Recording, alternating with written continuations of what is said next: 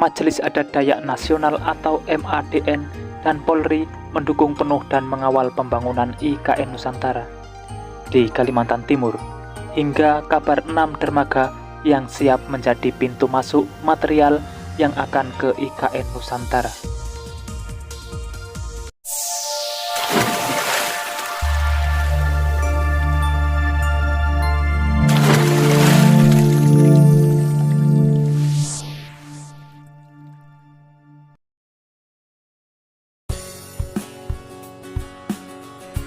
Assalamualaikum semuanya.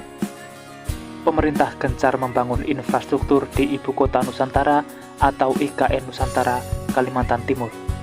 Pembangunan besar-besaran itu oleh pemerintah ini dimulai pada 2022 lalu dan terus berlanjut hingga 2024 mendatang.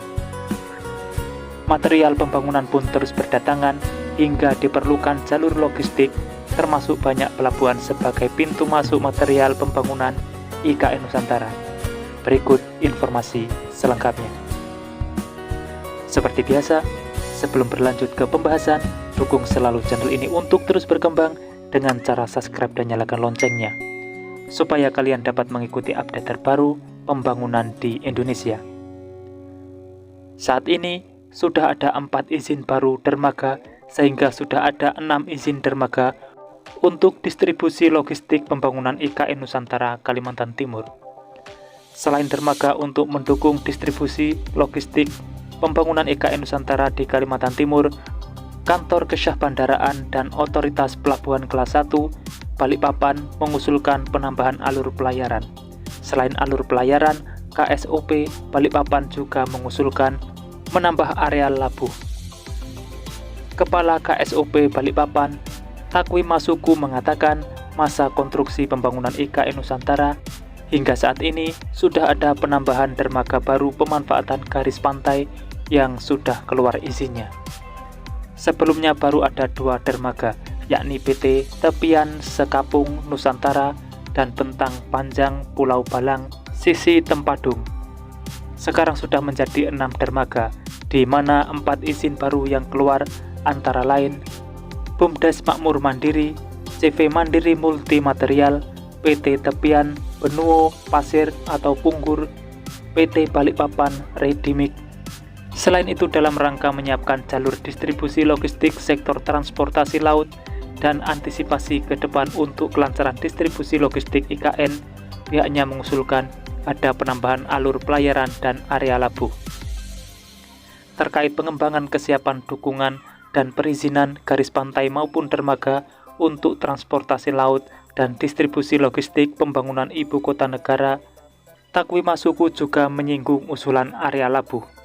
Sementara ini area labuh exiting yang sudah ada di daerah lingkungan kerja pelabuhan dan daerah lingkungan kepentingan pelabuhan Balikpapan.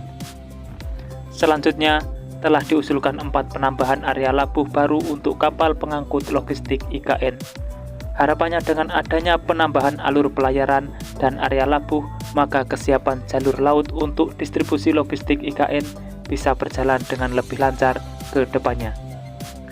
Saat ini masih terdapat beberapa usulan BPPJN pemanfaatan garis pantai yang sementara dalam proses evaluasi dan pemenuhan persyaratan. KSOP Balikpapan mendukung kelancaran transportasi laut dalam hal distribusi logistik pembangunan IKN di Sepaku Penajem Pasir Utara, Kalimantan Timur. Di sisi lain, Kapolri Jenderal Listio Sigit Prabowo mengatakan Polri dan Majelis Adat Dayak Nasional bersinergi mendukung dan mengawal pembangunan ibu kota negara.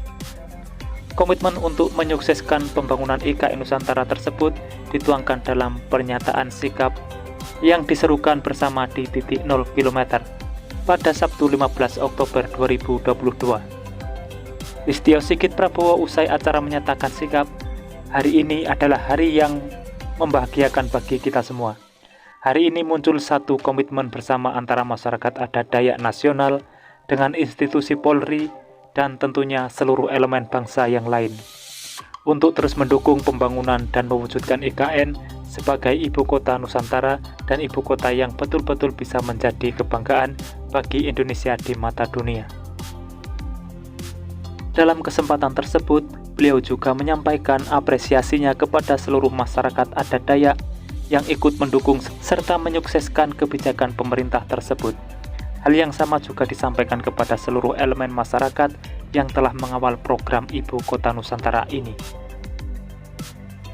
Mantan Kabareskrim Polri ini memastikan pihaknya akan terus menjaga serta meningkatkan sinergitas dan kolaborasi yang sudah baik dengan Majelis Adat Dayak Nasional serta elemen bangsa lain.